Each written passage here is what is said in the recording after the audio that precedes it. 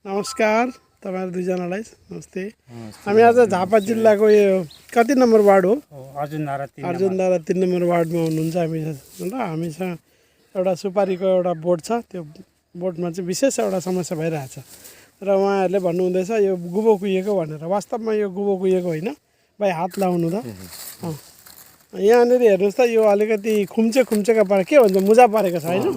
मुजा परेको छ, खुलेको जस्तो छैन, कडा पनि छैन त। हेर्नु त, कडा पनि छ, कुहिएको त छैन नि होइन, हिलो छैन नि है, एकदम सुखा छ नि।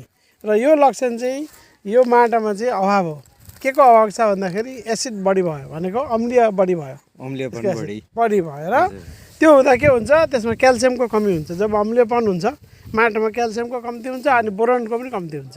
र क्याल्सियम कमी भयो भने त्यसको अभाव हुँदा चाहिँ हामीले 200 ग्राम, एउटा बोटमा 200 ग्राम अलिकति 1.5 फुट टाढा 2 फुट टाढा खनेर माटोसँग मिसाइदिनु पर्यो, 1 नम्बर। 2 नम्बरमा 30 ग्राम चाहिँ के दिनु पर्यो, बोराक्स दिनु पर्यो। र दिएर चाहिँ हामीले यसलाई बिस्तारै सनै पुनः यो पहिलेको अवस्थामा फर्केर आउँछ। ल, धन्यवाद।